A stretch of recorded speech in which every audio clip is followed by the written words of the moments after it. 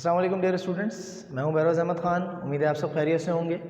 जैसा कि आप सब जानते हैं कि लास्ट लेक्चर तक हम जो है वो एलिमिनेशन स्टडी कर रहे थे और एलिमिनेशन का हमने चैप्टर नंबर एक्सरसाइज नंबर 8.1 के तकरीबन 3-4 सवाल हमने कंप्लीट कर लिए थे। दो जो है वो तरीके, दो मेथड्स हमने जो है वो कंप्लीट किए थे। इसके अंदर पहला आपके पास है सब्स्टिट्यूशन और दूसरा था हमारे पास कंपैरिजन मेथड। ठीक है, तो थर्ड वन हमारे पास जो है वो था फार्मूला, वो भी हमने किया था। हाफ उसके 4 सवाल किए थे और बाकी हमने 2 सवाल उसके रिमेनिंग छोड़ दिए थे कि ये नेक्स्ट लेक्चर में करेंगे क्योंकि थोड़ा लेंथी हो गया, मतलब इनफ हो गया था आपके लिए। तो मैंने कहा था कि मैं आपको नेक्स्ट लेक्चर में करवाऊंगा। तो आज का हमारा जो ये लेक्चर है उसको हम स्टार्ट कर रहे हैं एक्सरसाइज नंबर 8.1 से। ठीक है, एक्सरसाइज नंबर 8.1 से हम इसको स्टार्ट कर रहे हैं, जहाँ पे हमने इसको ड्रॉप किया था। चैप्टर हमारा सेम है, एलिमिनेशन। ये जानते हैं आपके इसकी एक्सरसाइज सिर्फ एक ही है 8.1। हाँ, इसके अंदर डिफरेंट क्वेश्चंस हैं, डिफरेंट मेथड से परफॉर्म होंगे। ठीक है, तो इसका भी हमने जो है वो क्वेश्चन नंबर 4 तक कर लिया था और क्वेश्चन नंबर 4 का हमने तकरीबन 4 पार्ट कर लिए थे। ठीक है, तो आज के हम इस लेक्चर में क्वेश्चन नंबर 4 के 4 पार्ट करने के बाद क्वेश्चन नंबर 4 का 5वां पार्ट करेंगे, जो कि थोड़ा डिफरेंट था, तो आप शायद उसको नहीं कर पाते खुद से ना। तो हम स्टार्ट लेंगे आज क्वेश्चन नंबर 4 के 5th पार्ट से। ठीक है, उससे पहले मैं ये कहना चाहूँगा कि अगर आप जो है उसी तरह से वीडियोस हासिल करना चाहते हैं और अपनी सिलेबस कंप्लीटेशन करना चाहते हैं और तमाम लेक्चर्स आप चाहते हैं कि आपको इसी तरह से मिलते रहें, तो आप काइंडली मेरे चैनल को सब्सक्राइब करें और इंशाल्लाह जो है उसके बाद आपको तमाम लेक्चर से आप जो है वो नोटिफिकेशन हासिल कर सकेंगे। तो जनाब अभी हम जो है वो इस क्वेश्चन को सॉल्व करने वाले हैं, एक्सरसाइज नंबर 8.1 का क्वेश्चन नंबर 4, जो कि था, मैंने शॉर्ट फॉर्म में लिख दिया है एलिमिनेट एक्स यूजिंग फार्मूला है। बेसिकली सवाल ये था कि फाइंड द एक्सप्रेशन या find the equation independent of x using formula. X के इंडिपेंडेंट यानी बगैर एक्स के, उसमें एक्स ना हो, ऐसी आपने इक्वेशन निकालनी है। ठीक है, यूजिंग फार्मूला, फार्मूले का यूज़ करते हुए। तो 4 सवाल हमने शुरू के किए थे, उसमें हमने स्क्वायरिंग का फार्मूला और डिफरेंट फार्मूलाज को यूज़ किया। अब हमारे पास जो है वो थोड़ा डिफरेंट क्वेश्चन है इस ये वाला। ठीक है, और इसके अंदर भी सवाल सेम है कि फार्मूला का यूज़ करें। अब प्रॉब्लम ये है कि पहले इसको अंडरस्टैंड करना कि ये सवाल है क्या चीज़ और इसमें कौन सा फिर फार्मूला अप्लाई होगा। सबसे पहले आप सवाल को देखें। देखिए ये सवाल, इसके अंदर आप देख रहे हैं ax² plus bx plus c, नीचे दिया हुआ है आपके पास px² qx प्लस r, ठीक है, इक्वल टू 0। आपको इसको देख के शायद मुझे लगता है कि याद आ गया होगा कि क्वाड्रेटिक इक्वेशन के जैसा दिख रहा है ये सवाल। आपने क्वाड्रेटिक इक्वेशन जो है वो पढ़ी हैं पूरे चैप्टर नंबर 6 में। ठीक है, वहाँ पे आपने क्वाड्रेटिक इक्वेशंस पढ़ी जो है वो तकरीबन 6.6 से 6.7 में पढ़ी, 6.8 में तो क्वाड्रेटिक फार्मूला भी अप्लाई किया। आपने क्वाड्रेटिक इक्वेशन पढ़ी थी, वो किस तरह की होती थी, जैसे ये है 5x² plus 3x minus 4 equal to 0। इसमें हम क्या करते थे कि जो x² के साथ है उसको a कहते हैं, जो x के साथ है उसे b, और जो ये कांस्टेंट वैल्यू है इसको c। ठीक है, इस तरह से। तो ये फिर हम उसको क्वाड्रेटिक फार्मूला लगा के सॉल्व करते थे। इससे पहले हमने किया था जो मेथड, वो था आपके पास कंप्लीटिंग स्क्वायर वाला। ठीक है, और फिर 6.8 में हमने ये वाला मेथड किया था क्वाड्रेटिक फार्मूले वाला, x is equals to minus b plus minus b² minus 4ac upon 2a। ठीक है, तो ये इक्वेशन क्वाड्रेटिक इक्वेशन की जैसी लग रही है, इक्वल टू 0 है, और दूसरा इसके अंदर ax² plus bx plus c, x² आ रहा है, x आ रहा है और यहाँ x है ही नहीं, यहाँ पे x² आ रहा है, x आ रहा है और यहाँ x है ही नहीं। इसके पीछे जो है वैल्यू है वो a b c कुछ भी है, बहरहाल ये है क्वाड्रेटिक इक्वेशन। क्योंकि क्वाड्रेटिक इक्वेशन में एक वेरिएबल होता है और उसकी डिमिनिशिंग पावर्स होती हैं, स्क्वायर, पावर 1 और पावर 0। तो इस सवाल को हम क्वाड्रेटिक फार्मूले से सॉल्व करने की कोशिश करने वाले हैं। ठीक है, हम क्या करेंगे, हम ये करेंगे कि इस सवाल में से a b c निकालेंगे। देखें जी, a आपके पास है क्या, a आपके पास है, अल्लाह भला करे, a, और b असल में हम जो है वो क्या कर रहे हैं कि ये हमारी इक्वेशन 1 है और ये हमारी इक्वेशन 2 है। तो यहाँ पे समझें कि हम अभी इक्वेशन 1 के ऊपर काम कर रहे हैं। इक्वेशन 1 पे काम करेंगे तो x² के बराबर में a है, b है और c है। अब आप कहेंगे कि ये क्या हो रहा है, a b c। Basically a की जो वैल्यू है यहाँ पे वो कोई वैल्यू है ही नहीं, कोई कांस्टेंट है ही नहीं, बल्कि वेरिएबल ही दिया हुआ है a। तो a को हमने a ही कंसिडर करना पड़ेगा, b को b और c को c। ठीक है, और माइनस में भी कुछ नहीं है। फॉर्मूला लगाएंगे using quadratic formula. Quadratic formula use करेंगे, x is equals to minus का b plus minus b² minus 4ac upon 2a। ठीक है, ये फार्मूला है हमारे पास। अब हम फार्मूला में वैल्यूज़ अप्लाई करेंगे, x की वैल्यू निकालेंगे माइनस का b। अच्छा देखें, बहुत ही इंपॉर्टेंट बात है वो ये कि यहाँ पे जो वैल्यूज़ आप पुट करने वाले हैं ना, वो वैल्यूज़ a है, b है, c है। तो वो वैल्यूज़ जब यहाँ पुट होंगी तो वैल्यूज़ b जो है वो b ही रहेगा, b स्क्वायर ही रहेगा, 4ac ही रहेगा, क्योंकि वैल्यू है ही नहीं कोई पुट करने के लिए। तो ये तो ऐसा का ऐसे ही रहेगा, ना इसमें कोई सोल्यूशन हो सकता है, ना इसमें कोई सोल्यूशन हो सकता है, कुछ भी नहीं हो सकता। तो ये तो आपके पास समझें कि ऐसे आ गया, ठीक है। अब आएंगे इक्वेशन 2 की तरफ, ठीक है। इक्वेशन 2 की तरफ जब आएंगे तो इक्वेशन 2 में हमारे पास जो है वो समझें कि इक्वेशन आपके पास ये दी हुई है। तो इसमें a की वैल्यू क्या है p, b की वैल्यू क्या है q और c की वैल्यू क्या है r। अब हम क्या करेंगे, फार्मूला अप्लाई करेंगे। फार्मूला कौन सा अप्लाई हो रहा है? फार्मूला वही अप्लाई हो रहा है जो कि है आपके पास ऊपर जो मैंने लिखा है क्वाड्रेटिक फार्मूला, यहाँ पे आप लिखेंगे, क्योंकि ज़ाहिर है ये क्वाड्रेटिक इक्वेशन। उसके बाद x is equals to minus b plus minus b square minus 4ac upon 2a, ठीक है। अब माइनस b क्या है आपके पास q, तो यहाँ माइनस b की जगह आ जाएगा minus q plus minus b square यानी q square minus 4ac, a है p और r, तो pr अपॉन 2a, a क्या है आपके पास p। ये देखें ये फार्मूला अप्लाई हो गया। तो x की एक वैल्यू आ गई, x की दूसरी वैल्यू आ गई। अब देखें यहाँ पे आपने करना क्या है, यहाँ पे आपके पास x की एक वैल्यू दी हुई है ये, और x की दूसरी वैल्यू दी हुई है ये। दोनों x हैं, जब दोनों x हैं यानी एक ही सवाल है ये, और एक ही सवाल के अंदर x ये भी है और x ये भी है। जब x ये भी है और x ये भी है तो उसका मतलब ये हुआ कि x तो आपस में इक्वल होता है। मतलब हम क्या करेंगे यहाँ पे, समझे आप कि ये इक्वेशन आपकी 3 हो गई और ये इक्वेशन 4 हो गई। तो हम यहाँ क्या करेंगे, कंपेयरिंग, या मैं ऊपर ही कर देता हूँ यहाँ पे ताकि थोड़ा आपको कंपेयरिंग इक्वेशन नंबर 3 and 4 को कंपेयर कर रहे हैं। तो x बराबर है x के, ठीक है। तो x की जो वैल्यू आ रही है, x की वैल्यू क्या आ रही है, minus b plus minus b square minus 4ac upon 2 है। ये बराबर है किसके, ये बराबर है minus q plus minus q square minus 4pr upon 2p, सही है। और ये आपके पास क्या हुआ, यहाँ पे आपने x को एलिमिनेट कर दिया। बेसिकली यहाँ पे हमने क्या यूज़ किया है, यहाँ पे हमने कंपैरिजन मेथड यूज़ किया है, और कंपैरिजन मेथड को हमने यूज़ करते हुए x को एलिमिनेट कर दिया, सही। अब आप देखें इस सवाल के अंदर आपको जो है वो x नज़र नहीं आ रहा, इस सवाल के अंदर आपको x नज़र नहीं आ रहा। देखें x आउट हो गया, पहले x था इनके साथ, आपने क्वाड्रेटिक फार्मूला अप्लाई किया तो x की वैल्यूज़ निकल आई। जो x की वैल्यूज़, पहले वाले x की वैल्यू ये निकली, दूसरे वाले x की वैल्यू ये निकली। x को आपने आपस में कंपेयर किया तो x के आंसर भी आपस में कंपेयर हो गए। ये आपके पास आ गया वो एक्सप्रेशन जिसके अंदर x नहीं है, बात ख़त्म, आपका सवाल सॉल्व हो गया, ठीक है जी। तो आई होप कि आप समझ गए होंगे इसे, ठीक है, गेट कर गए होंगे। तो अगर ये आपकी समझ में आ गया तो होमवर्क है आपका क्वेश्चन नंबर 4 का पार्ट 6, यानी कि आपका जो होम असाइनमेंट होगा, होमवर्क होगा, वो होगा क्वेश्चन नंबर 6 का क्वेश्चन नंबर 4 का पार्ट 6, ठीक है। तो क्वेश्चन नंबर 4 के पार्ट मैंने 2 कल कराए थे और 2 दे दिए थे, ठीक है। 5 मैंने अभी करा दिया है आपको, ये रहा। अच्छा 6 बिल्कुल इसी के जैसा है, बिल्कुल, उसमें बस ये है कि शायद एक के पीछे वेरिएबल कांस्टेंट दिया हुआ है, एक के पीछे वेरिएबल है। बहरहाल ऐसा ही होगा, जहाँ वैल्यू पुट कर सकते हैं वहाँ करेंगे, जहाँ नहीं कर सकते वहाँ नहीं करेंगे, और ऐसे ही आंसर आएगा, कोई सोल्यूशन नहीं होगा आगे। तो देखिए इसमें सोल्यूशन पॉसिबल नहीं है, मतलब क्या करेंगे आप इसमें, सोल्यूशन पॉसिबल ही नहीं है सोल्यूशन कोई, ठीक है। तो ये सवाल यहीं ख़त्म हो गया। अब आते हैं नेक्स्ट क्वेश्चन की तरफ, क्वेश्चन नंबर 5, ठीक है। क्वेश्चन नंबर 5 की तरफ आते हैं। Eliminate T from the following using formula. T को एलिमिनेट करना है इसमें से यूजिंग फार्मूले का इस्तेमाल करते हुए, ठीक है। फार्मूला यूज़ करना है, टी को एलिमिनेट करना है।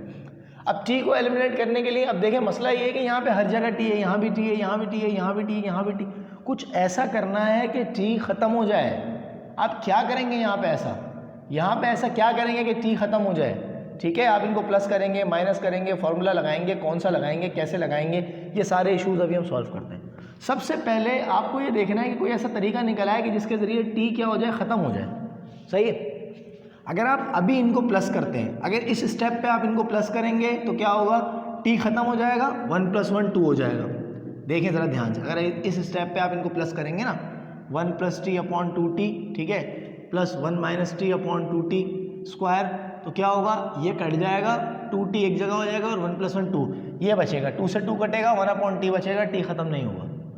और अगर आप इस स्टेप पे क्या करेंगे, अगर आप इस स्टेप पे दोनों को बेसिकली माइनस कर दें, अगर यहाँ पे आप इन दोनों को माइनस कर दें, ठीक है, तो क्या होगा, 1 माइनस होगा, ये प्लस होगा, t और t जो है वो 2t स्क्वायर हो जाएंगे, ठीक है, और 1 जो है वो कट जाएगा, ये 2t स्क्वायर और 2t में क्या होगा कि 2t से ये कट जाएगा और ऊपर एक t बचेगा, लेकिन t खत्म नहीं होगा, ठीक है।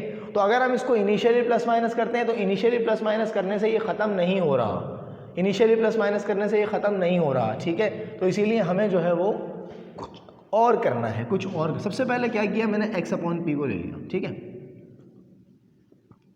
मैं कर रहा हूँ स्क्वायरिंग ऑन बोथ साइड।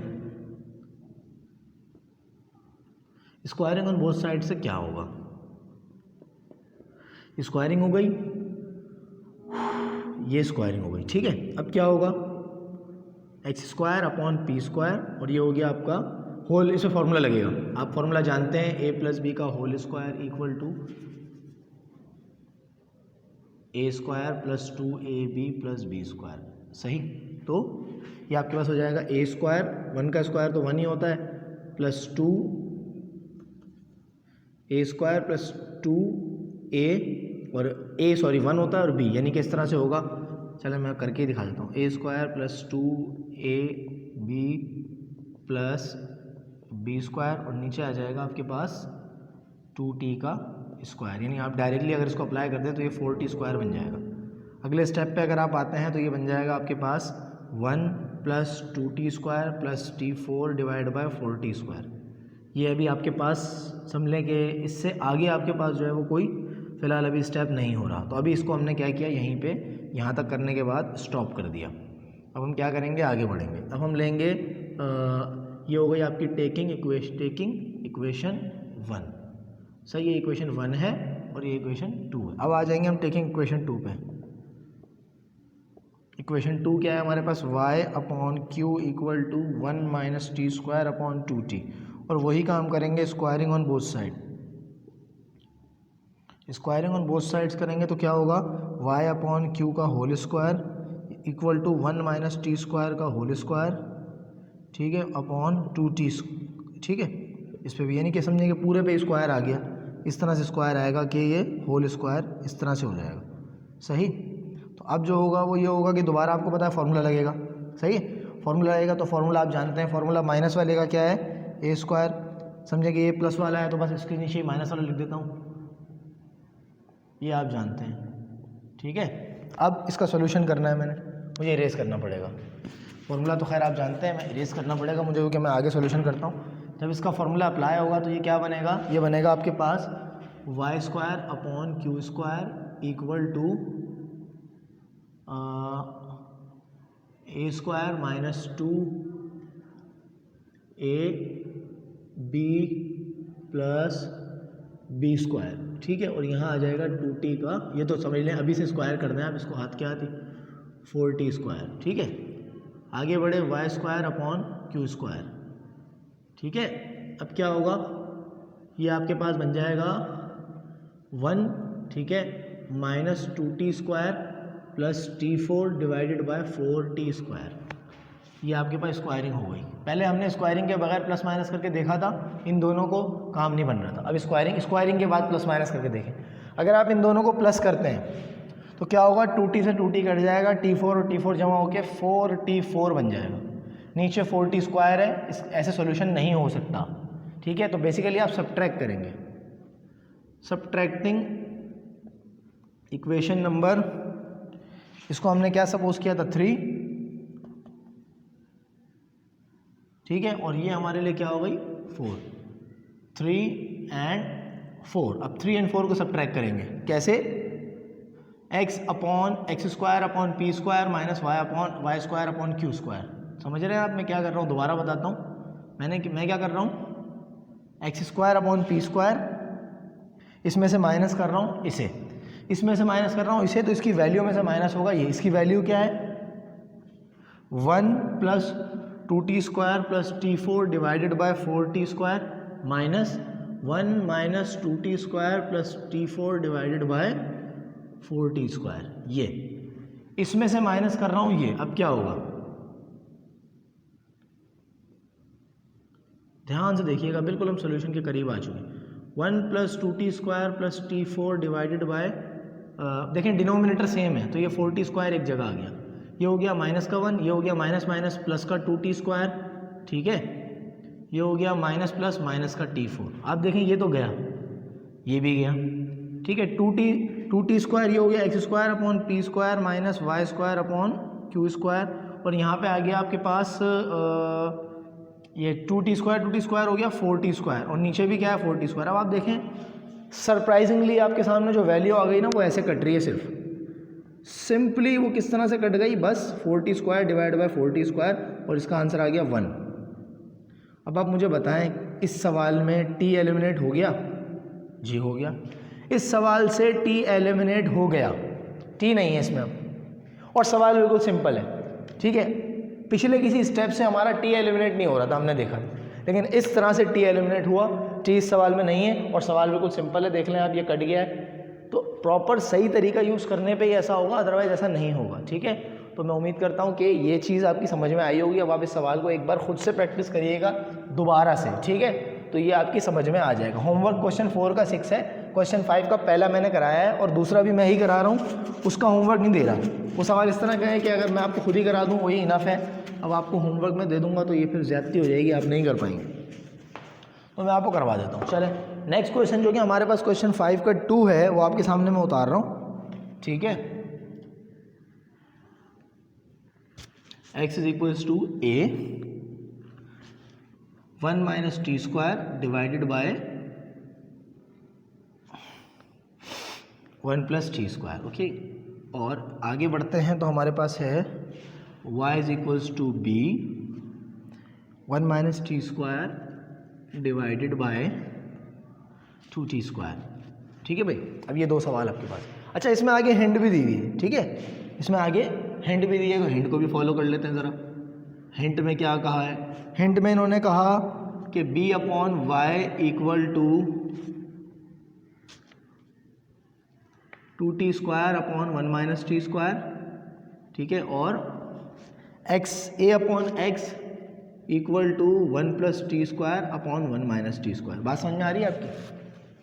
ठीक है, ये इन्होंने हिंट दी हुई है। हिंट क्यों दी जाती है बेटा? हिंट देने का मकसद जो होता है ना वो यही होता है कि आप उस हिंट को फॉलो करें, ठीक है, आप उस हिंट को फॉलो करें, काम में लाएं। लेकिन अब बात यह है कि आप डायरेक्टली हिंट को लेके शुरू करें, मतलब सवाल तो आपके पास दिया हुआ है, देखिए सवाल अलग लग रहा है, हिंट अलग लग रही है, लेकिन बेसिकली उन्होंने सवाल को हिंट के अंदर रिफॉर्म किया है, कोई जगह वगैरह प्लेसेस चेंज किए हैं, थोड़ा सा रिफॉर्म किया है, क्योंकि आप जो है वो इस तरह से कंफ्यूज हो जाएंगे कि किस तरह सॉल्व होगा, प्लस होगा माइनस होगा, ये मल्टीप्लाई कर रहा है, क्या हो रहा है, बहुत कंफ्यूजिंग है। तो हिंट के साथ ही शुरुआत करनी है। मैं शुरुआत यहाँ से कर रहा हूँ, उसकी वजह क्या है, मैं आपको पहले सिखाऊंगा कि हम हिंट आई कैसे, हिंट कैसे बनी, कैसे वहाँ तक पहुँचे कैसे, ठीक है। सबसे पहले ये ए क्या कर रहा है, ये बेसिकली ये ए इसके साथ मल्टीप्लाई कर रहा है, सही है। असल में देखें ये उसूल ये होता है प्लस माइनस का, डिनोमिनेटर सेम होना चाहिए। अगर हम इन्हें प्लस या माइनस करना चाहते हैं ना तो डिनोमिनेटर सेम होना चाहिए। अब यहाँ पे इशू ये है कि नहीं, ये डिनोमिनेटर अलग है, लेकिन एक बहुत ही ज़बरदस्त बात ये है कि न्यूमिनेटर सेम है। अब बात ये है कि प्लस माइनस करना चाह रहे हैं हम, डिनोमिनेटर सेम नहीं है लेकिन न्यूमिनेटर सेम है। पिछले सवाल में डिनोमिनेटर सेम था, अब ये देखें डिनोमिनेटर सेम था, लेकिन प्लस माइनस हमने क्यों नहीं किया, क्योंकि वो ख़त्म नहीं हो रहा था टी, तो वहाँ पे हमें क्या करना पड़ा, पहले स्क्वायरिंग करनी पड़ी। यहाँ पे देखें हमारे पे स्क्वायरिंग भी हुई हुई है, डिनोमिनेटर सेम नहीं है, न्यूमिनेटर सेम है, तो हमें कुछ ऐसा करना है कि न्यूमिनेटर को डिनोमिनेटर बना दें। तो इसके लिए हमें कुछ जगहें चेंज करनी पड़ेंगी इक्वल टू का यूज़ करते हुए। देखें हम क्या करेंगे, ये 1 माइनस t² यहाँ डिवाइड कर रहा है, यहाँ जाके मल्टीप्लाई करेगा, ये 1 माइनस t² ए से मल्टीप्लाई कर रहा है, इसके नीचे आके डिवाइड करेगा। यानी मैंने क्या किया, सुने दोबारा, मैंने क्या किया, इसको रेसिप्रोकल कर दिया, ये यहाँ पे ऐसे था, इधर आके ऐसे हो गया, ए अपनी जगह पर है, एक्स यहाँ पे था इधर, ये ए के नीचे आके डिवाइड कर गया, तो ये बन गया a अपॉन एक्स।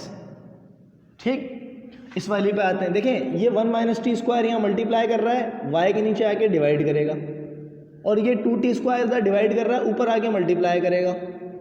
y कहाँ गया, अभी बताता हूँ y कहाँ गया, b अपनी जगह पर है, y मल्टीप्लाई कर रहा है, यहाँ आगे डिवाइड, मतलब जगह है, ये ऊपर था नीचे आ गया, ये डिवाइड पे था, क्योंकि इक्वल टू की जगह चेंज की, रेसिप्रोकल हो गया। इससे हुआ ये है कि हम जो है वो हमने जब इसको अपसाइड डाउन किया, अपोजिट किया, तो उससे क्या हुआ कि डिनोमिनेटर सेम होगा। हिंट में भी इन्होंने यही कहा, ये देखें b अपॉन वाई ये है और x upon a upon x ये है, सही है। तो अब हम इसको इस तरह लिख सकते हैं कि भाई a अपॉन एक्स बराबर है 1 plus t square upon 1 minus t square, और b अपॉन वाई क्या है 2t square upon 1 minus t square. अब सवाल ये है कि सर वहाँ तो पहले b दिया हुआ है, आपने पहले a क्यों लिखा? तो बेटा x पहले आता है, y बाद में आता है, a पहले आता है, b बाद में आता है, सीधी सी बात, इसलिए मैंने पहले इसको यूज़ किया बाद में उसको। ठीक है, बात समझ में आ गई। अब आगे बढ़ते हैं। अब क्या होगा? अब ये होगा कि आप देखें क्या कुछ ऐसा हो सकता है कि अगर आप इसको प्लस माइनस करें तो सोल्यूशन हो जाए। अगर मैं इन दोनों को प्लस करता हूँ तो क्या होगा? डिनोमिनेटर तो सेम हो जाएगा। अच्छा, 1 plus t square plus 2t square, ये हो जाएगा 1 प्लस 3t स्क्वायर और 1 माइनस टी स्क्वायर, सोल्यूशन नहीं हो सकता। अगर मैं इन दोनों को माइनस करता हूँ 1 प्लस टी स्क्वायर, ठीक है, माइनस 2t स्क्वायर, इसमें से ऐसे माइनस करता हूँ, माइनस के 2t स्क्वायर में से क्या होगा? प्लस का 1t स्क्वायर माइनस हो जाएगा और ये इस तरह बच जाएगा, सॉल्यूशन हो जाएगा। बताता हूँ क्या करना है। आपने क्या करना है? सब्ट्रैक्टिंग बोथ, एक अब यहाँ पे हमने नाम नहीं दिया तो आप ये कह सकते हैं कि सब्ट्रैक्टिंग बोथ इक्वेशंस, ठीक है, या आप नाम दे दें, इसको 1 कह दें और इसको 2 कह दें, तो आप कह सकते हैं कि भाई सब्ट्रैक्टिंग इक्वेशन 1 एंड 2। तो आप क्या करेंगे? a अपॉन एक्स में से माइनस करेंगे b अपॉन वाई, सही, a अपॉन एक्स में से b अपॉन वाई माइनस करेंगे तो यानी 1 plus t square upon 1 minus t square में से आप माइनस करेंगे क्या? 2t square upon 1 minus t square, सही। आगे बढ़ते हैं। a upon x minus b upon y equal to 1 plus t square. अच्छा, डिनोमिनेटर तो सेम हो गया, माइनस का 2t स्क्वायर। अगले स्टेप में क्या होगा? बस हम बहुत करीब हैं सोल्यूशन के, ठीक है। ये आपके पास हो गया 1 प्लस टी स्क्वायर माइनस, देखें 1 ऐसे ही रहा, ये है 2t स्क्वायर, सही है। 2t स्क्वायर में से जब 1t स्क्वायर माइनस होगा तो माइनस का t स्क्वायर बचेगा। 2t स्क्वायर में से जब 1t स्क्वायर गया तो माइनस का t स्क्वायर बचा, बड़ी वैल्यू में से 1 माइनस टी स्क्वायर। अब देखें ऊपर नीचे सेम आ गई, ऐसे कट गई। जब ऊपर नीचे ऐसे कट गई तो आंसर क्या बचा जनाब? आंसर बचा आपके पास 1। और यहाँ देखें आपने बड़े ही जो है वो कामयाब तरीके से t को एलिमिनेट कर दिया। अब मुझे बताएं कि कोई इसमें कोई मेरे ख्याल में कोई इशू नहीं होगा, ठीक है। आप मुझे इन्फॉर्म करेंगे, टेक्स्ट करेंगे जो है वो व्हाट्सएप पे या जैसा भी जो भी आपका दिल करे, जहाँ भी इशू आएगा तो आप मुझे बताएंगे कि सर यहाँ इशू आ रहा है, तो मैं आपको वो क्वेश्चन दोबारा जो है वो समझा दूंगा। मेरे मुताबिक इस सवाल में कोई प्रॉब्लम नहीं है, दोनों सवाल बहुत ईजी हैं, ठीक है। तो ये दोनों सवाल में आपने टी को एलिमिनेट किया और टी जो है वो निकल गया है और आंसर में आप देखें टी नहीं है। तो बस यही आपके पास मेथड था। अब हमने क्वेश्चन नंबर 5 तक कर लिया है, क्वेश्चन नंबर 5 तक हमने कर लिया है और कोई होमवर्क नहीं है आपका, सिवाय क्वेश्चन नंबर 4 के। मैंने क्वेश्चन नंबर 4 का 6 पार्ट जो आपको होमवर्क दिया है, ठीक है, उसके अलावा आपका कोई होमवर्क नहीं है, बस आपने एक ही सवाल करना है 6, ठीक है। उसके बाद आपने 5 के अंदर कोई क्वेश्चन नहीं करना। अब बचे 6, 7, 8। नेक्स्ट लेक्चर में इंशाल्लाह मेरी कोशिश होगी कि मैं क्वेश्चन नंबर 6, 7 और 8 को जो है वो डील करूँ और उसे जो है वो आपको मैं सॉल्व करवा दूँ, ताकि हमारा चैप्टर जो है वो जैसा कि ये हमारा लास्ट लेक्चर होगा, ठीक है, वेकेशन से पहले का ये लास्ट लेक्चर है हमारा। तो मेरी कोशिश ये नेक्स्ट लेक्चर जो है हमारा वेकेशन से पहले का लास्ट लेक्चर है, ठीक है, ये सेकंड लास्ट लेक्चर है।